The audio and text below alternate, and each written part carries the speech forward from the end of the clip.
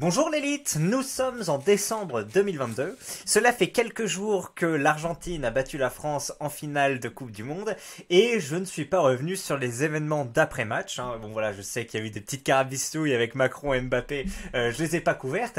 Et là j'ai découvert donc un article de mon camarade Charles Lacroix, dont j'ai parlé, si vous en souvenez, dans la vidéo du clash, enfin du drama, c'est pas un clash, en fait c'est un drama, avec Danny Caligula. Normalement la vidéo est sortie hier.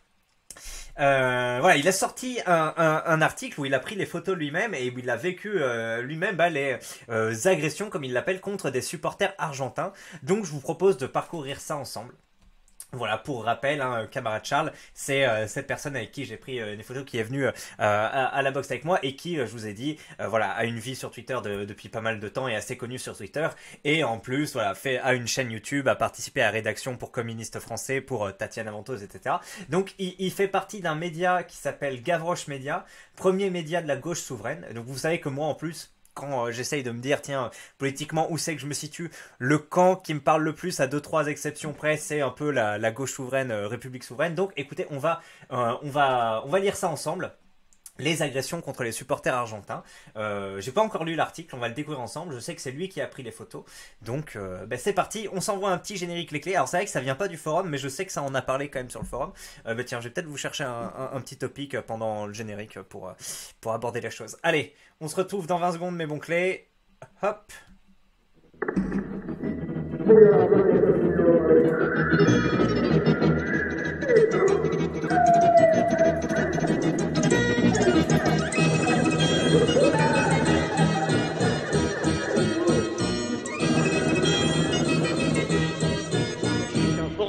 Avec des gens normaux. Hop là. Écoutez, je crois que j'ai rien trouvé pour l'instant. Agression, nanana. Non, ça parlait des Argentins, mais en fait c'était pas pour dire qu'ils s'étaient fait agresser. Donc on va se contenter de cet article. À Paris, des agressions contre des supporters argentins. L'article est sorti aujourd'hui et pour vous c'était hier. Ce dimanche a eu lieu la finale de la Coupe du Monde de football au Qatar. Le match opposant l'Argentine à la France était très suivi par le public français jusque dans les rues. En marge de cet événement, des actes violents liés au hooliganisme se sont produits. Un patriotisme populaire. Dans le quartier de Châtelet, et moi je dirais du Châtelet, vu que j'ai vu cette vidéo avec, comment il s'appelle, Laurent Deutsch, et bref, où il dit non, je t'arrête, c'est pas le Châtelet, c'est au Châtelet, parce qu'avant d'être une station, c'était ta petite forteresse pour résister à l'envahisseur viking. Mais vas-y, continue, je t'en prie. Bref, voilà. Et en général, quand il y a des gens qui disent à Châtelet et je dis au Châtelet, ils ont la référence, et ça nous fait rire. Bref. Donc au Châtelet, tous les bars sont pleins. La plupart diffusent la finale de la Coupe du Monde de football, opposant la France à l'Angleterre. Dans les rues, la ferveur patriotique est visible. Les drapeaux bleu, blanc, rouge sont omniprésents. La Marseillaise se fait entendre à maintes reprises et on chante des slogans encourageant l'équipe de France. Les bars sont déjà pleins depuis midi. La majorité des gens regardent le match depuis l'extérieur, à travers les fenêtres. Les plus petites rues sont noires de monde. 2. Chauvinisme. Juste avant le coup d'envoi, lorsque les joueurs de l'équipe argentine apparaissent sur l'écran, une forme de chauvinisme se fait aussitôt sentir. À ce moment, on entend des chants répétant des phrases comme Messi, Messi, on t'encule ou Messi, héros des putas. Lors de la première mi-temps, Lionel Messi marque sur un penalty dès la 23e minute. Oui, et c'était... Alors moi j'ai regardé j'allais dire le film, le match, je regarde à peu près 3 tous les 4 ans, effectivement, donc j'ai regardé contre l'Angleterre, contre le Maroc et contre à la fin, l'Argentine. Et si je me rappelle bien, c'était à cause d'une faute de Dembélé, C'était sûr que le mec allait simuler, mais bref, Dembélé l'a à peine touché sur l'épaule et le mec est tombé par terre. Et mon père l'expliquait que comme il était, je crois, dans la surface de réparation, je sais plus, mais bref, en tout cas, comme il y a eu une faute là, ça a fait une penalty assez rapidement, alors que le truc était vraiment minime. Mais bon, selon les règles, il a touché l'épaule, donc voilà. Après, ça avait un peu insulté Dembélé, j'ai vu sur les trucs. Je crois bien que c'était lui. Donc bref. Donc il y a eu penalty et le petit Messi a marqué. Et il y a un mec qui avait tweeté un truc du genre j'espère la victoire de l'Argentine grâce au Messi aujourd'hui. Ça donnera de l'espoir à tous les autistes du monde, un truc comme ça. Il a dit bon, c'est terrible. Allez, c'est vrai que c'est pas le seul à avoir des traits autistiques Messi, mais il a quelque chose d'un peu spécial ce gardement. Alors à mesure que l'équipe de France manque de peu une occasion de marquer un but, le défaitisme gagne la foule. Ce match, je le sentais pas, dit un spectateur, debout sur le pot d'une plante verte pour entrevoir une télévision du café Chouchou. Un deuxième but est marqué par l'Argentine. Le défaitisme se voit sur tous les visages. On va jamais rattraper 2-0. C'est bon, je m'en vais à la mi-temps, s'exclame un jeune homme dans la foule. Oui, et sur Twitter, je sais pas si vous avez vécu la soirée sur Twitter et sur le forum aussi, les deux, c'était comme ça. C'était, ah putain, je vais me coucher, bon, ça sert à rien, c'était pas notre année, etc. Très défaitiste dès la première mi-temps, et même après une fois à la deuxième mi-temps, qu'il y avait, c'était écoulé depuis 10, 20, 30 minutes, et que toujours on se faisait mener, que les Argentins avaient gagné quasiment tous les duels, qu'ils avaient genre 6 ou 7 tirs, alors que la France en avait 0, etc. Oui, les gens désespéraient et disaient, oh, au moins ça aurait été mieux que le Maroc y aille et perdre 5-0 que ça, etc. Donc bref, c'était très très défaitiste. Beaucoup de gens étaient comme ça, péremptoires. Et il y avait personne qui se disait, vraiment tout le monde disait on se fait laver le cul, il y a aucun espoir, etc. J'ai vu personne qui disait allez gardez espoir, on y a moyen de faire, etc. Vraiment j'ai vu personne, tout le monde était là un peu à se gausser d'être défaitiste, de dire ah merde on arrête tout, etc. Et puis à la fin, il y a, pour moi tout part de Konaté. Hein. Non, c'est pas Konaté, de Coman, Kingsley Coman, je crois, parce que le mec arrive à choper Messi. C'est Messi, je crois, qui a la balle ou qui a la balle. Le mec arrive à vaincre Messi, à lui prendre la balle, tac, tac, tac. Il se faufile sur le côté, il envoie le ballon à je sais plus qui, tac, tac, et puis à la fin, ça arrive sur Mbappé qui marque. Et c'était incroyable. Et tout part de ce Kingsley Coman qui a volé la balle à Messi. Et après, l'action, elle a duré, je crois, 20 secondes. C'était assez rapide, mais à la fois, ça a traversé pas mal parce qu'il était à la moitié du terrain quand il l'a pris. Et puis à la fin, il l'a envoyé. C'était vraiment joli. Et avant, il y avait déjà eu un penalty grâce à une main, je crois, de mémoire. Enfin, une main, c'était plus un bras, mais comme c'était dans la surface de réparation, mon père m'a dit tu dois garder les mains là. Mais le mec, il était un peu comme ça quand il s'est lancé. Donc la balle a touché son coude et du coup, ça a fait penalty. Mbappé a marqué et juste une minute plus tard. Il y a eu cette action avec les mecs ont gagné de la ferveur, ont gagné de l'entrain.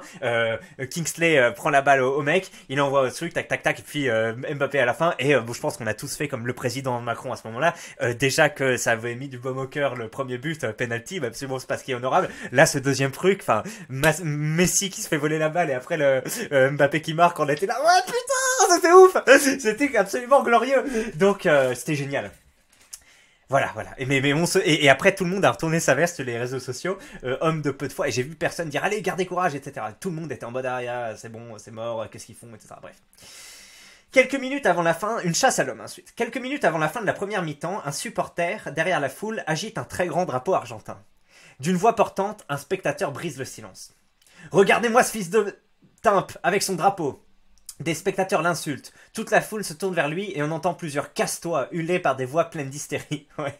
En même temps, au moment où c'était 2-0, c'était compliqué. Quelques bouteilles en plastique volent vers le supporter. Toute la déception des spectateurs se transforme en rejet envers cet inconnu. Certains hooligans s'approchent de lui en lui criant dessus. L'un d'eux le frappe au visage, puis une foule se masse autour de lui. Son grand drapeau lui a attrapé des mains, puis il s'éclipse rapidement dès qu'il en a l'occasion. Les hooligans sautent de joie sur la route avec le drapeau argentin volé. Putain, paye ton honneur. À... Ok, d'accord. Le vol de drapeau, c'est toujours un truc un peu stylé hein, dans la culture indienne. Bon, ça. Non, mais j'avais parlé des mecs qui volaient des armes. Il y a un Indien dans la Seconde Guerre mondiale qui a volé des chevaux parce que c'était dans sa culture. C'est pas la même chose, mais bref, il y a ce truc-là. Ou ceux qui ont joué à Halo aussi, il fallait capturer le drapeau. Mais je crois que c'est un truc de jeu vidéo en règle générale de capturer le drapeau. Enfin, bref, c'est un truc de capturer le drapeau. Ça a une certaine symbolique. Mais là, je veux dire, à 30 contre 1 après avoir frappé le mec alors qu'il est tout seul. Bon, le mec, c'est un peu de la provocation, mais on n'est pas des animaux non plus. Normalement, on se fout de sa gueule, mais il n'y a pas de raison de le frapper et d'être là. Bon, bref. Les mecs qui ont fait ça sont des sauvages. Ils tentent à plusieurs reprises de le brûler, puis le déchirent en morceaux et le piétinent. Les mecs se font mettre en PLS par un drapeau, ils n'arrivent pas à le brûler. En plus, avec le petit soleil qui nous troll. Lors de la reprise du match, la foule de hooligans ne regarde plus le match et se met à courir. Elle poursuit un autre homme en braillant des slogans contre l'Argentine. Le jeune homme finit par se faire attraper, il se fait alpaguer et crie quelques phrases en espagnol. Une partie de la foule se referme sur lui au point qu'on ne le voit plus. J'en ai même vu un sortir une barre de fer, dit Karim, évoquant ces faits une dizaine de minutes plus tard. Ces comportements choquent certains spectateurs aux abords du café Chouchou. Ce sont des fous, juge Constance, jeune supportrice dégoûtée par cette violence. Le profil ethnique n'est pas décrit des hooligans n'est pas particulièrement décrit par le reporter Charles. En même temps, en France, on n'a pas le droit de faire des statistiques. On a le droit de décrire son agresseur. Mais bon, en même temps, voilà, le hooliganisme, bien sûr, il y en a en Pologne, il y en a en République tchèque, il y en a en Angleterre. Voilà, c'est plus une question de classe sociale que d'ethnie. Et bref, malgré l'arrivée tardive de la police, malgré 2 agressions, les jeunes restent festifs et allument des fumigènes. La police arrive pour dégager la circulation, puis repart un peu plus loin. Jusqu'ici, la police n'avait été aperçue près du café Chouchou qu'au début du match, mais n'y est plus au moment des agressions. Aucun policier n'a donc pu venir en aide aux 2 Argentins. Après, remontada des Bleus. Quand le premier but français est marqué, l'excitation est à son comble. Des jeunes s'amusent à monter à plusieurs sur des voitures en marche, à taper sur les capots, puis à ouvrir un camion pour monter dedans. Des équipes de policiers reviennent pour les renvoyer sur les trottoirs, puis restent près du café pour s'assurer de la circulation. Un policier pointe son flashball vers des spectateurs du Chouchou, qui restaient pourtant passifs. Des femmes ciblées crient de panique et les hommes en joue tentent de reculer vers une rue déjà bondée. Le policier finit par baisser son arme et le calme revient. Lors de la deuxième mi-temps, l'issue du match devient incertaine. Les Bleus rattrapent le retard de la première mi-temps, puis finissent par perdre au tir au but. Et oui. À cause de... Enfin, Mbappé et le jeune là, Peno quelque chose, ils ont marqué. Et les 2 qui ont raté, je sais plus qui c'était. Je crois que Coman a raté... Enfin, je sais plus. Lorsque le dernier but argentin est marqué, la grande foule dans les rues de Châtelet est très silencieuse. Et oui, dans le centre commercial des Halles, les gens descendent les escalators vers le métro dans un silence de deuil. La défaite se fait entendre. Ensuite, joyeux chaos dans les Champs-Élysées. Sur les Champs, excusez-moi. Malgré tout, quelques centaines de personnes qui avaient décidé de festoyer, coûte que coûte, se retrouvent sur les Champs-Élysées près de l'Arc de Triomphe. Une légère pluie tombe et des centaines de policiers et de gendarmes sont déjà présents. Les forces de l'ordre chargent à plusieurs reprises. Oui, on a vu des mecs qui chargeaient un peu... Bon, il y avait aucun souci, tu voyais déjà la vidéo depuis 10-20 secondes, il n'y avait pas de souci. Puis les mecs ont chargé comme ça. Tu dis, oh, ça va, les mecs, ils sont en train de chanter et tout, il n'y a pas de dégradation, là, vous abusez les mecs. Puis avance en faisant s'éloigner la foule de l'Arc de Triomphe. Un des policiers court vers ceux qui n'avancent pas assez en levant sa matraque et en hurlant « Dégage !» à répétition. Après plusieurs séparations de la foule, elle se recrée derrière les lignes de police. La police force ensuite les gens à remonter en direction de l'Arc de Triomphe. Les feux d'artifice que des fêtards avaient achetés pour célébrer la victoire des Bleus, servent désormais de projectiles contre la police. Ah, ça me rappelle la chanson Manifeste, là, où à la fin le mec bourré il essaye d'allumer, d'Orelsan, il essaye d'allumer un fumigène, puis il n'arrive pas à le lancer, et finalement il titube, le flic qui essaye de le viser le rate, et bon finalement il bute la copine du gars, mais quand il décrit ça, c'est rigolo parce qu'il dit son fumigène de merde s'éteint avant qu'il le jette. Enfin, j'adore la chanson Manifeste, elle est super bien. Putain, je voulais en faire une petite analyse, parce que mine de rien il y a quelques trucs à analyser qu'on devine pas forcément à la première écoute. Et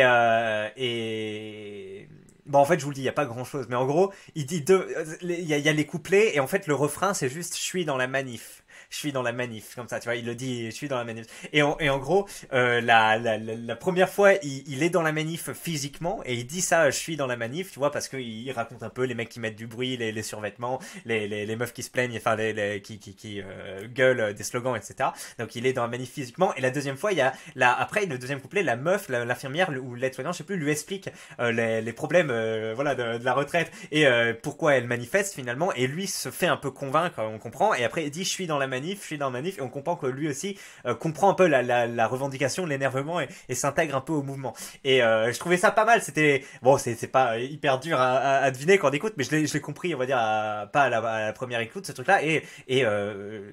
Enfin, la première fois que je l'ai écouté, je me souviens, j'étais tout oui, j'étais comme ça, et tu disais, putain, comment ça va se finir ce truc, ok, il commence à être bourré, etc., ok, la meuf, il essaye de la séduire, mais elle le bat en débat, etc., tu sais, l'espèce de gauchiste quotidien, etc., et à la fin, bref, ça part en couille, le tweet qui est retweeté, enfin, la vidéo dure 7 minutes, t'as l'impression d'être dans un film, et ça se conclut de manière dramatique, et le moment où ça devient le bordel, t'as les bruits de flashball, t'as les bruits de barrières qu'on renverse, etc., enfin, j'ai adoré cette musique.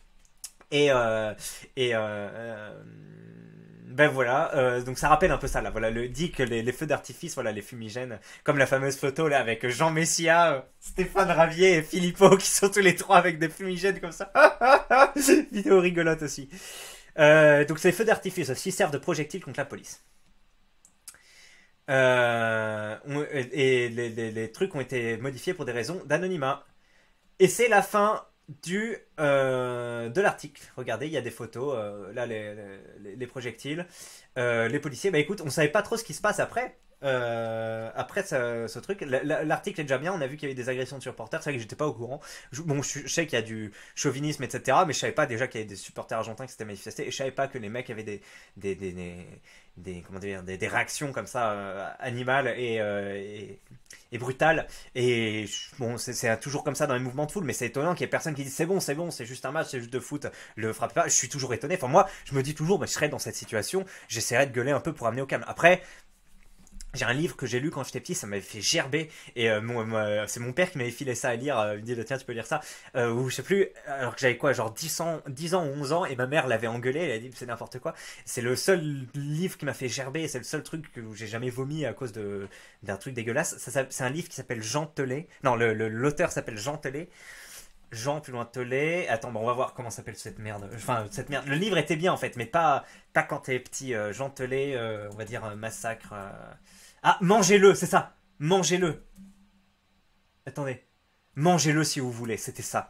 Et en gros, ça raconte un mec qui, dans une foule à l'époque de la guerre contre la Prusse, je crois, tout le monde gueule contre les Allemands, des trucs racistes et tout. Et le mec, il se dit, mais attendez, genre, ça c'est pas vrai, ou un truc comme ça, c'est juste dans la foule. Il dit un truc comme ça en mode, vous êtes en train de dire des conneries, ou on n'est pas sûr, tu vois, que c'est lui qui a tué quelque chose. Un truc comme ça, je vous dis, j'étais jeune, hein, c'était il y a 15 ans, j'étais jeune, comme ça. Et en fait, à cause de ça, les mecs disent quoi? Tu supportes les Allemands, t'es un espion allemand, etc. Et les mecs commencent à le tabasser, et en fait, je sais pas comment ça tient dans un livre que il le tabasse, mais vraiment sa tête à la fin c'est de la bouillie, à la fin ils disent vous pouvez le manger, ils racontent comment ils arrachent ses parties vivantes et ça, donc l'agonie du mec dure pendant plusieurs pages, je sais pas jusqu'à quand j'ai tenu, je crois que j'ai tout lu quand même, et que j'ai germé, et vraiment c'était dégueulasse, et je sais pas si là si je le relisais adulte, j'arriverais à tenir dessus, parce que j'étais jeune, ça avait choqué, il y a une meuf qui essaye de distraire les gars qui veulent le tuer, donc qui se fait, comment dire, donne ses services sexuels un peu pour galvaniser les mecs pour qu'ils laissent le mec tranquille, mais je crois qu'il brûle sa maison et tout, enfin c'est un truc de ouf. Et donc c'est vraiment, tu lis ça, tu te dis putain, la foule, enfin les mouvements de foule, c'est un truc fou. Et je crois que c'est une histoire vraie, hein, que vraiment le mec ça a dû arriver comme ça. Bon, bref, c'était un truc de fou. Et donc, bref, c'est là où tu te dis attention, comment ça peut partir les mouvements de foule. Parce que tu te dis, je peux essayer de ramener l'ordre, de parler d'une voix autoritaire et dire attendez, comportez-vous comme des humains, etc. T'as des mecs qui sont bourrés ou qui sont juste des gros connards et qui sont en effet de groupe. En effet de groupe, hein, je vous ai dit, enfin, je vous ai dit, vous le savez, hein, les effets de foule, c'est toujours un truc. Et ben, ça peut déborder vite. Et finalement, le mec qui demande à garder le calme ou autre peut se faire lyncher en public. Donc, bon. Et après, les mecs qui font ça peuvent jouir d'une relative impunité puisqu'on est en France, qu'il n'y a plus de budget pour la police, etc. Justice, etc. Et plein de sanctions non appliquées, comment ça s'appelle, de situations merde, non aggravantes. Non, c'est pas Attends, c'est quoi le terme? Parce qu'il y a des trucs, situations aggravantes, je crois que c'est le terme. Circonstances. Ah voilà, circonstances atténuantes. Il y a plein de circonstances atténuantes. Bon, t'es baisé. Et donc là, c'est la fin de l'article. On sait pas trop ce qui se passe après les projectiles contre la police. Est-ce que la police est restée de marbre? Est-ce que Charles est parti? Il a pas pu nous en dire plus. Est-ce qu'il y aura un épisode 2? Bref, j'ai vu quelques heures avec la police, mais je pense qu'au final, les mecs se sont pris des projectiles et c'est resté un peu calme. Et il n'y a pas eu trop de débordements après. Ben voilà les clés, c'était la fin de ce truc. Donc effectivement, des agressions contre des supporters argentins, c'était peut-être ce qu'il y avait à retenir de cette finale. C'est à la fois un truc qui est assez catchy, enfin je veux dire, tu as envie de cliquer dessus parce que tu n'en as pas forcément entendu parler autre part. Et le truc te vend quand même un peu de sang, donc c'est intéressant. Et de l'autre, oui, c'est un peu la valeur ajoutée qu'a cet article. Donc voilà, merci Charles. Il m'a pas fait la pub ou autre, hein, j'ai vu ça. Et je me suis dit, tiens, ça pourrait être rigolo de lire un article d'un coup. Ça s'éloigne un peu du format de base sur la chaîne, hein, qui reprend un peu des trucs du forum, mais parfois on peut le faire. Hein. Psychodélique le fait. Mais même lui, parfois, il lit des trucs Twitter et je me dis, mais attends, la qualité de la vidéo est vraiment pas folle là, parce que les questions-réponses. Psychodélique, il n'incarne pas trop quand il lit, etc. Bon, après, il est installé, etc. Mais je me dis, le sujet est même pas si intéressant que ça, c'est juste des tweets, donc parfois juste lire des articles, en fait, finalement, ça peut être ce que des gens peuvent attendre. Voilà. Donc bref, c'était tout. Excellente journée à vous, mes bons clés. On se retrouve demain. Putain, j'aurais dû vous le dire en intro. Avec ma meilleure vidéo de toute la chaîne. Elle dure 1h35. Enfin, moi, j'ai trouvé qu'elle était vraiment géniale, cette vidéo. Donc, vous me direz. Alors, il y a des longueurs, je pense, parfois, mais je pense que rester jusqu'à la fin, ça vaudra le coup. Parce que Je sais pas, ouais, c'est rare que je sois autant investi et transporté dans une vidéo. Là, c'était vraiment chouette. Allez, merci Charles, merci à tous de me suivre. Excellente soirée à vous et à la prochaine élite. Bye.